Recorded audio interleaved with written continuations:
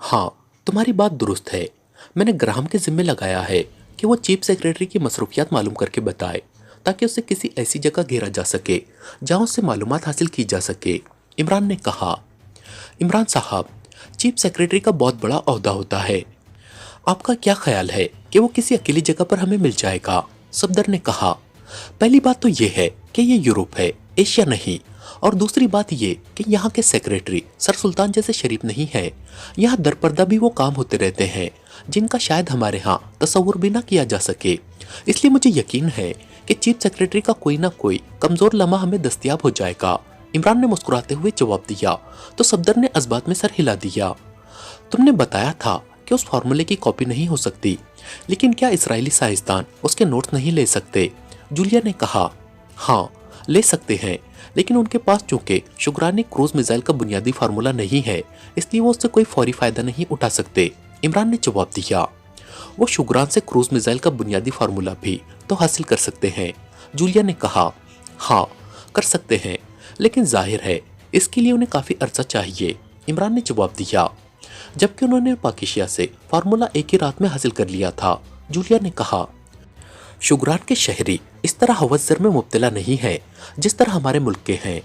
जब खुद सिक्योरिटी का रिकॉर्ड कीपर उन्हें तफसीली मालूमात मुहैया कर दे तो फिर बाकी क्या रुकावट रह जाती है? इमरान ने मुंह बनाते हुए जवाब दिया तो जूलिया ने बेख्तियार होंठ बीच लिए, क्योंकि जो कुछ इमरान कह रहा था वो तल्ख हकीकत थी जिसे बहरहाल तस्लीम करना पड़ता था। उसी लम्हे फोन की घंटी बज उठी तो इमरान ने हाथ बढ़ाकर न सिर्फ रिसीवर उठा लिया बल्कि साथ ही लाउडर का बटन भी प्रेस कर दिया। यस, माइकल बोल रहा हूँ। इमरान ने बदले हुए लहजे और आवाज में कहा। ग्राहम बोल रहा हूँ मिस्टर माइकल, आपके लिए एक बुरी खबर है। चीफ सेक्रेटरी साहब आज सुबह एक रोड एक्सीडेंट में हलाक हो गए हैं। दूसरी तरफ से कहा गया तो इमरान उसके सारे साथी भी बेख्तियार उछल पड़े। क्या क्या कह रहे हो? रोड एक्सीडेंट और चीफ सेक्रेटरी? इमरान ने ऐसे लहजे में कहा जैसे उसे ग्राहम की बात पर यकीन न आ रहा हो। यस सर, ऐसा ही हुआ है। चीफ सेक्रेटरी साहब अपनी रिहाइशगाह से ऑफिस आ रहे थे। उनका सिक्योरिटी स्क्वाड भी उनकी कार के आगे पीछे था कि अचानक तेज रफ्तारी की वजह से उनकी कार का एक पहिया सड़क से नीचे उतरा और उसके साथ ही कार कलाबाजियां खाती चली गई और चीफ सेक्रेटरी साहब कार के अंदर ही हलाक हो गए। ग्राहम ने जवाब देते हुए कहा। तब उनके ऑफिस के किसी आदमी से मालूम करना पड़ेगा, खास तौर पर उनकी पर्सनल सेक्रेटरी से। तुम उसका सुराग लगाओ और मुझे इत्तला दो। इमरान ने कहा। ओके। दूसरी तरफ से कहा गया तो इमरान ने रिसीवर रख दिया। क्या ये वाकई रोड एक्सीडेंट हो सकता है? जूलिया ने कहा। नहीं, चीफ सेक्रेटरी को हमारी वजह से रास्ते से हटा दिया गया है और ये यकीनन इसराइल का काम होगा। वो ऐसे मामलात में इंतहाई सफाकी से काम लेते हैं। इमरान ने कहा। लेकिन कैसे ये सब कुछ किया गया होगा? जूलिया ने कहा। कार में कोई नुक्स डाला गया है, वरना यह मुमकिन ही नहीं कि सड़क के किनारे से पहिया उतरते ही इतनी बड़ी कार इस तरह कलाबाजियां खाती चली जाए। और फिर ऐसे अफसरान की कारें तो खुसूसी अंदाज की होती हैं। उनके अंदर आदमी इतनी आसानी से नहीं मर सकता जितनी आसानी से ये चीफ सेक्रेटरी मर गया है। इमरान ने कहा और उसके साथ ही उसने रिसीवर उठाया और नंबर प्रेस करने शुरू कर दिए। Inquiry please. राब्ता कायम होते ही एक निस्वानी आवाज सुनाई दी। यहाँ से नारा का कोड नंबर दे। इमरान ने कहा तो दूसरी तरफ से नंबर बता दिया गया। इमरान ने क्रीडल दबाया और फिर टोन आने पर उसने तेजी से नंबर प्रेस करने शुरू कर दिए। आखिर में उसने लाउडर का बटन भी प्रेस कर दिया। कारसे का सिफारत खाना नाराग। राब्ता कायम होते ही एक निस्वानी आवाज सुनाई दी तो इमरान के सब साथी बेख्तियार चौंक पड़े। शायद उनके जहन में भी ना था कि इमरान वहां फोन कर रहा है। सेकंड सेक्रेटरी नॉर्मन साहब से बात कराएं। मैं कार्सिका से उनका दोस्त माइकल बोल रहा हूँ। इमरान ने कहा। सॉरी सर, उन्हें उनके रिहाइशगाह पर हलाक कर दिया गया है। उनके सोग में आज सिफारत खाना बंद है। दूसरी तरफ से कहा गया और उसके साथ ही राब्ता खत्म हो गया तो इमरान ने मुस्कुराते हुए रिसीवर रख दिया। अब यकीन आ गया है कि चीफ सेक्रेटरी साहब की मौत कुदरती नहीं है। इमरान ने कहा। हाँ, तुम्हारी बात दुरुस्त है। ये तो शुक्र है कि तुमने असवान से उसे फोन करके उससे चीफ सेक्रेटरी के बारे में मालूम कर लिया था, वरना हम तो पहले कदम पर ही रुक जाते। जूलिया ने कहा। हाँ, फिर वाकई बड़ा मसला बन जाता। इसका मतलब है कि कुदरत हमारी मदद कर रही है। इमरान ने कहा तो सबने इस बात में सर हिला दिए। थोड़ी देर बाद फोन की घंटी बज उठी तो इमरान ने हाथ बढ़ाकर रिसीवर उठा लिया। माइकल बोल रहा हूँ। इमरान ने कहा। ग्राहम बोल रहा हूँ मिस्टर माइकल। चीफ सेक्रेटरी साहब की पर्सनल सेक्रेटरी मिस जास की शाम 5 बजे चीफ सेक्रेटरी की तदफीन और दूसरी रसूमात के बाद अपनी रिहाइशगाह पर पहुंच जाएगी। उसकी रिहाइशगाह ऑफिसर्स कॉलोनी की कोठी नंबर 210 है। वैसे आम हालात में वो ऑफिस से उठकर लाजमन ऑफिसर्स क्लब जाती है, लेकिन आज शायद ना जाए। ग्राहम ने तफसील बताते हुए कहा, ये ऑफिसर्स कॉलोनी कहाँ है? इमरान ने पूछा तो दूसरी तरफ से तफसील बता दी गई। और ऑफिसर्स क्लब? इमरान ने पूछा तो ग्राहम ने वो भी बता दिया। ओके शुक्रिया, इमरान ने कहा और रिसीवर रखकर उसने कलाई पर बंधी हुई घड़ी में वक्त देखा। हमें दोनों जगहों पर चेक करना होगा। मैं और जूलिया ऑफिसर्स कॉलोनी जाएंगे, जबकि सफदर तनवीर और कैप्टन शकील ऑफिसर्स क्लब जाएंगे, इमरान ने कहा। इमरान साहब, मेरा ख्याल है कि वो ऑफिसर्स क्लब आज नहीं जाएगी, और अगर चली भी जाए तो वहाँ ज़्यादा देर नहीं रुक सकती। इसलिए मेरा ख्याल है कि उसकी रिहाइशगाह पर ज़्यादा तवज्जो दी जाए, सफदर ने कहा। यह भी हो सकता है कि वो ज़्यादा देर तक क्लब में ही बैठी रहे। आखिर चीफ सेक्रेटरी का गम भी तो गलत करना है, और फिर नए चीफ सेक्रेटरी के साथ काम करने के लिए लॉबिंग भी जरूरी होती है, इमरान ने कहा तो सब चौंक पड़े। ओ, आपका ख्याल दुरुस्त है, फिर तो हमें ज्यादा तवज्जो क्लब पर ही रखनी चाहिए, सफदर ने जवाब दिया। रिहाइशगाह पर तो पिछली रात भी रेड किया जा सकता है, उस वक्त तो वहां यकीनन होगी, और उस वक्त तक तमाम पहरेदार भी पूरी तरह होशियार नहीं होते, जूलिया ने कहा। तो फिर ठीक है, हम उसे क्लब से ही उठाकर यहाँ ले आते हैं, यहाँ ज्यादा अच्छी तरह मालूमात हासिल की जा सकती है, इमरान ने कहा। नहीं इमरान साहब, ये काम वहीं हो सकता है। यहाँ की पुलिस बेहद मुस्तैद है, और ऑफिसर्स क्लब की एक ही कॉल पर पूरे दारुल हुकूमत की पुलिस अलर्ट हो जाएगी, सफदर ने कहा। तो फिर रिहाइशगाह ज्यादा बेहतर रहेगी, जूलिया ने कहा, और फिर सब ने जूलिया की बात की तायद कर दी। ओके, फिर उस वक्त तक आराम किया जाए, इमरान ने उठते हुए कहा तो सब साथी भी इस बात में सर हिलाते हुए उठ खड़े हुए। इसराइल के सदर अपने ऑफिस में मौजूद थे कि फोन की घंटी बज उठी। यस, सदर ने रिसीवर उठाकर कहा। कौमी सलामती के मुशीर कर्नल सेकार्ड बात करना चाहते हैं सर, दूसरी तरफ से मुअद्दबाना आवाज सुनाई दी। कराओ बात और अपना लिंक ऑफ कर दो, सदर ने कहा, और उसके साथ ही उन्होंने हाथ बढ़ाकर अपने फोन के नीचे मौजूद एक बटन प्रेस कर दिया। कर्नल सेकार्ड बोल रहा हूँ सर। चंद लम्हों बाद एक भारी सी आवाज सुनाई दी, लेकिन लहजा बेहद मुअद्दबाना था। क्यों कॉल की है, कोई खास बात? सदर ने पूछा। असवान की सरकारी तंजीम डबल रेड, जिसने पाकिस्तान से फार्मूला हासिल किया था, उसके चीफ ने रिपोर्ट दी है कि इमरान और पाकिस्तान सीक्रेट सर्विस असवान पहुंची है, और वो उन एजेंटों को ट्रेस कर रही है जिन्होंने फार्मूला हासिल किया है, लेकिन ये टीम बाली आइलैंड गई हुई है, कर्नल सेकार्ड ने कहा।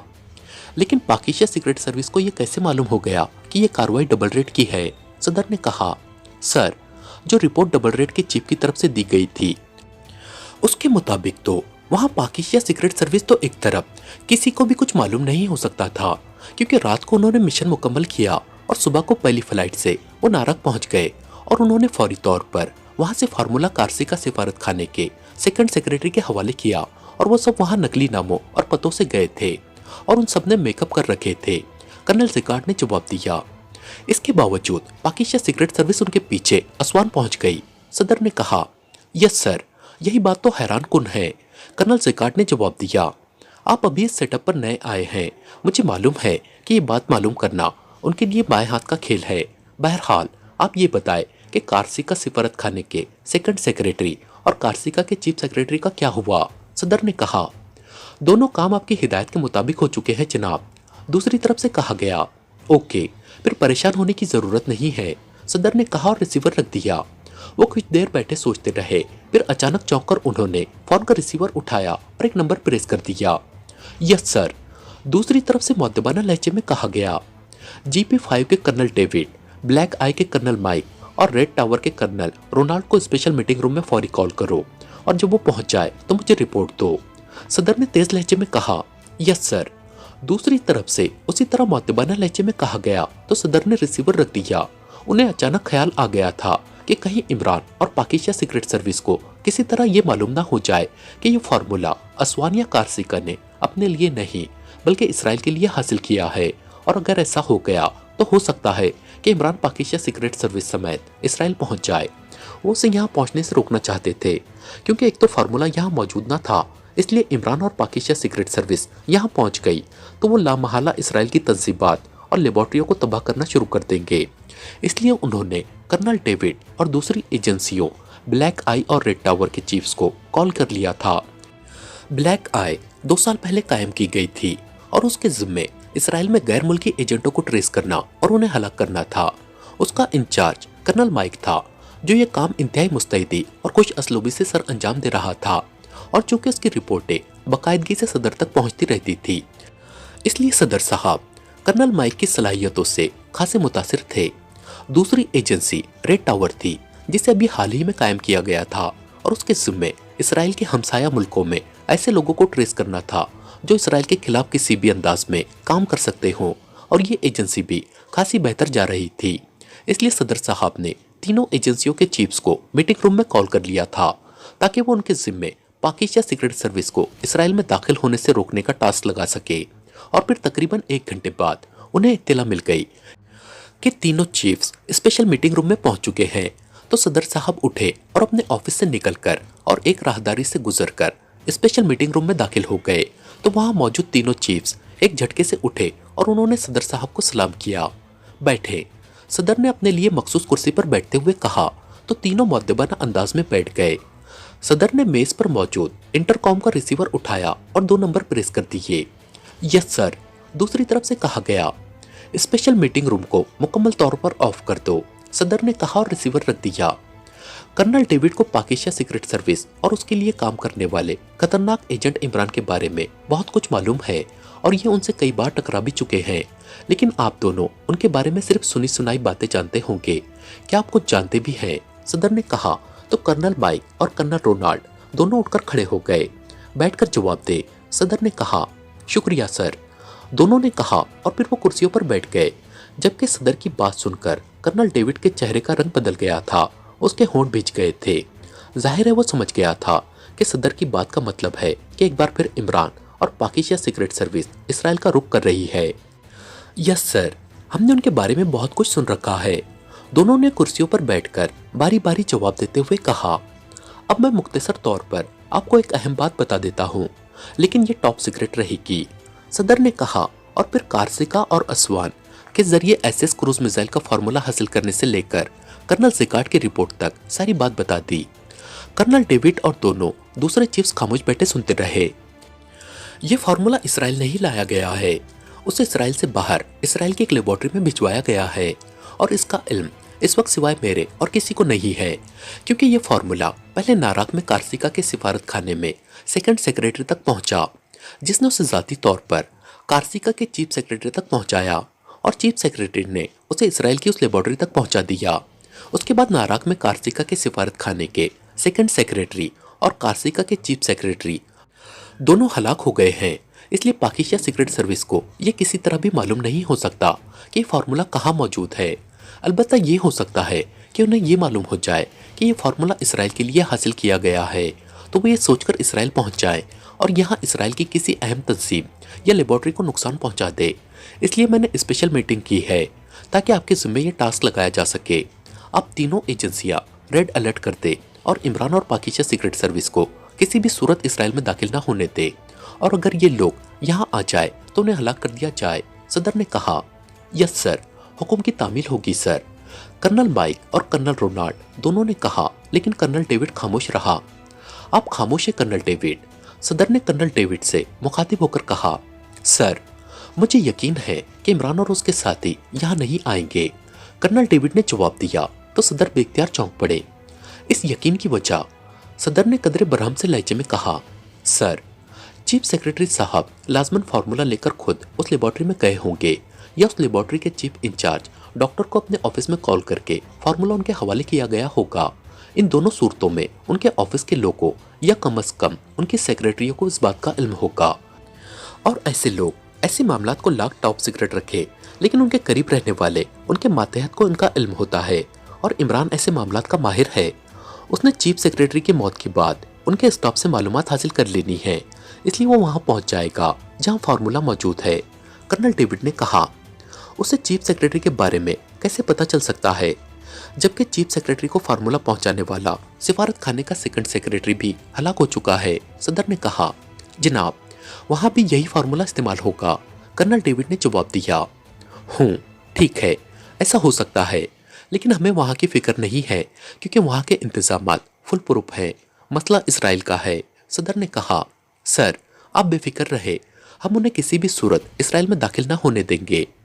कर्नल माइक और कर्नल रोनाल्ड ने कहा, ओके, तुम दोनों की एजेंसियां सरहदों की निगरानी करेंगी, हर मशकूक आदमी को चेक किया जाएगा और GP5 अंदरून मुल्क उनका खात्मा करेगी। सदर ने यकलख्त फैसला कुन लहजे में कहा, यस सर। इस बार तीनों ने जवाब दिया और सदर ने रिसीवर उठाकर 2 नंबर प्रेस कर दिए। Yes sir. दूसरी तरफ से मुअद्दिबाना लहजे में कहा गया, मीटिंग रूम ओपन कर दो। सदर ने कहा और रिसीवर रखकर वो उठ खड़े हुए तो वो तीनों भी उठ खड़े हुए। सर एक गुजारिश है, अचानक कर्नल डेविड ने कहा। यस। सदर ने मुड़कर हैरत भरे लहजे में कहा, सर अगर आपको इत्तला मिल जाए कि इमरान और उसके साथियों को उस लेबोरेटरी का इल्म हो गया है तो प्लीज आप ये फार्मूला इसराइल मंगवा ले, ताकि वो लोग यहाँ आए और हमें मौका मिल सके कि हम उनका खात्मा कर सके, वरना इमरान और उसके साथियों के लिए लेबोरेटरी के फुल प्रूफ इंतजाम कोई रुकावट नहीं बनेंगे और मुझसे बेहतर आप इस बारे में जानते हैं। कर्नल डेविड ने इंतहाई मिन्नत भरे लहजे में कहा, आपकी बात दुरुस्त है, अगर ऐसा हुआ तो आपकी बात पर अमल होगा। सदर ने कहा और तेजी से मुड़कर उस दरवाजे की तरफ बढ़ गए जो उनके लिए मखसूस था। ऑफिसर्स कॉलोनी के गिर्द ऊंची 4 दीवारी थी जिस पर खारदार तारे नस्ब थी और 5 फीट के फासले पर एक बल्ब लगा हुआ था जो जल रहा था। इमरान, सफदर और तनवीर समेत इस वक्त ऑफिसर्स कॉलोनी की उगवी तरफ एक वीरान सड़क पर कार में मौजूद था। पिछली रात का वक्त था और ऑफिसर्स कॉलोनी के पीछे सड़क के साथ ही एक नहर थी जिसके बाद आबादी थी। नहर के साथ साथ पुराने घने दरख्त थे। इमरान की कार इस वक्त एक घने दरख्त के नीचे मौजूद थी और उसकी तमाम लाइट्स बंद थी। जूलिया और कैप्टन शकील को इमरान वहीं रिहाइशगाह पर ही छोड़ आया था क्योंकि इस काम के लिए ज्यादा भीड़ भाड़ की जरूरत न थी। इसका मतलब है कि इन तारों में बाकायदा इलेक्ट्रिक रो दौड़ रही है। इमरान ने कार से बाहर निकलते हुए कहा, यहाँ लाजमन कहीं ना कहीं कोई खुफिया रास्ता होगा इमरान साहब। सफदर ने भी कार से बाहर आते हुए कहा, हाँ इसलिए मैं भी उगवी तरफ आया हूँ। इमरान ने इस बात में सर हिलाते हुए कहा, हम मेन रास्ते से अंदर चले जाते, वहाँ गेट पर इस वक्त 3-4 ही सिक्योरिटी के लोग होंगे, उन्हें आसानी से हलाक किया जा सकता है।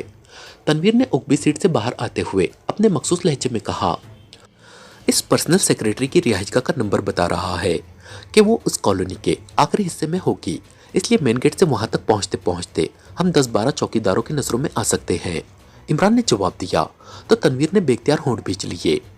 मैं राउंड लगाकर चेक करता हूँ, सफदर ने कहा और आगे बढ़ गया। मैं भी तुम्हारे साथ आ रहा हूँ, तनवीर ने कहा और फिर वो भी सफदर के पीछे चल पड़ा, जबकि इमरान वहीं खड़ा रहा क्योंकि किसी भी लम्हे कोई भी चौकीदार उधर आ सकता था और वो यहाँ कार देखकर मशकूक हो सकता था। दीवार पर मौजूद बल्बों की पावर ज्यादा न थी, इसलिए उनकी रोशनी दीवार से चंद फीट तक ही थी, बाकी अंधेरा था और सफदर और तनवीर उस अंधेरे में चलते हुए आगे बढ़ रहे थे। 10 मिनट बाद वो इमरान को नजर आना बंद हो गए। फिर उनकी वापसी तकरीबन आधे घंटे बाद हुई। नहीं इमरान साहब, उस तरफ किसी साइड पर भी कोई रास्ता नहीं है, हम चेक कर चुके हैं, सफदर ने वापस आकर कहा। फिर अब क्या किया जाए? इमरान ने कहा, वही मेन गेट से ही जाना पड़ेगा। तनवीर ने कहा, ओ नहीं तनवीर, इस तरह हम बुरी तरह फंस जाएंगे और हमने सिर्फ मालूमात ही हासिल करनी है, कोई अहम मिशन तो मुकम्मल नहीं करना। इमरान ने कहा, इमरान साहब, इस दीवार पर कोड डालकर उसे क्रॉस किया जा सकता है। सफदर ने कहा, नहीं, दीवार काफी बुलंद है और जैसे ही हमने उस पर कोड डाला खतरे की घंटियां भी बज सकती हैं। इमरान ने कहा, तो फिर आप बताएं कि क्या किया जाए? सफदर ने कहा, इस कॉलोनी का सीवरेज लाजमन उगवी तरफ ही निकलता होगा, उसे तलाश करना होगा। इमरान ने कहा, ओ वो साइड पर है, मैंने उसका बड़ा ढक्कन देखा था, शायद पानी उगवी नहर में डाला जाता है। सफदर ने कहा, तो आओ फिर। इमरान ने कार को लॉक करते हुए कहा और सफदर ने इस बात में सर हिला दिया। थोड़ी देर बाद ही वो तीनों उस जगह पहुंच गए जहां दीवार से तकरीबन 5 फीट दूर एक बड़ा सा ढक्कन मौजूद था। सफदर और तनवीर ने मिलकर उसे हटाया। इमरान ने जेब से पेंसिल टॉर्च निकाली और उसे ऑन करके अंदर की तरफ किया तो उसे लोहे की सीढ़ी नीचे जाती दिखाई दी। इमरान उस सीढ़ी के जरिए नीचे उतरता चला गया। उसके पीछे सफदर और आखिर में तनवीर नीचे उतरा। अलबत्ता उन्होंने ढक्कन ऊपर न रखा हुआ था क्योंकि यह वीरान जगह थी और रात के पिछले पहर यहाँ किसी के आने की कोई तवक्को न थी। गटर लाइन खासी बड़ी थी जबकि उसके दरमियान में गंदा पानी बह रहा था और साइड पर रास्ता खुश्क था। वो तीनों सांस रोके आगे बढ़े चले जा रहे थे। अंदर इंतहाई खौफनाक बू थी, लेकिन ऊपर ढक्कन खुलने की वजह से ताज़ा हवा ऊपर से अंदर आ रही थी, इसलिए बदबू आहिस्ता आहिस्ता कम होती जा रही थी। तकरीबन 20 फीट आगे बढ़ने के बाद दूसरा मेन हॉल आ गया। यहाँ भी लोहे की सीढ़ी ऊपर जा रही थी। इमरान ऊपर चढ़ा और उसने दोनों हाथों से दबाव डालकर गटर के दहाने पर मौजूद ढक्कन उठाकर साइड पर धकेल दिया और फिर बाहर आ गया। उसके पीछे सफदर और तनवीर भी बाहर आ गए। वो एक कोठी के उक भी तरफ थे और दीवार भी उनके उकब में थी। मैं कोठी नंबर चेक करता हूँ, सफदर ने कहा। एहतियात से, यहाँ चौकीदार भी हो सकते हैं, इमरान ने कहा। आप बेफिक्र रहे, सफदर ने कहा और तेजी से चलता हुआ कोठी की साइड से होता हुआ आगे बढ़ गया, जबकि इमरान और तनवीर दोनों वही दीवार के साथ लगकर खड़े हो गए। अलबत्ता वो दोनों बेहद चौकन्ना नजर आ रहे थे, लेकिन वहां कोई आदमी नजर न आ रहा था और इमरान उसकी वजह समझता था कि दीवार की वजह से ये कॉलोनी सिक्योरिटी के लिहाज से इंतहाई महफूज समझी जाती होगी। और फिर रात के पिछले पहर वैसे भी दरबान और चौकीदार इतने मुस्तैद नहीं रहते जितने रात के पहले पहर होते हैं, और उनमें से किसी के तस्वुर में भी ये बात नहीं आ सकती कि गटर लाइन के जरिए भी कोई अंदर आ सकता है। थोड़ी देर बाद सफदर वापस आ गया। यहाँ से चौथी कोठी हमारी मतलूबा कोठी है और यहाँ कोई चौकीदार नहीं है और ना ही उस कोठी के बाहर कोई है, सफदर ने कहा। ठीक है, आओ चले, इमरान ने कहा और फिर वो दोनों सफदर की रहनुमाई में आगे बढ़ते चले गए। उनकी मतलूबा कोठी छोटी थी, उगबी दीवार भी ज्यादा ऊंची ना थी। इमरान ने जेब से गैस पिस्टल निकाला और फिर कोठी के अंदर 3 कैप्सूल फायर कर दिए और फिर तकरीबन 10 मिनट इंतजार करने के बाद तनवीर उछलकर दीवार पर चढ़ा और अंदर कूद गया और फिर उसने उगबी दरवाजा खोल दिया तो इमरान और सफदर अंदर दाखिल हो गए। सफदर ने मुड़कर अंदर से दरवाजा बंद कर दिया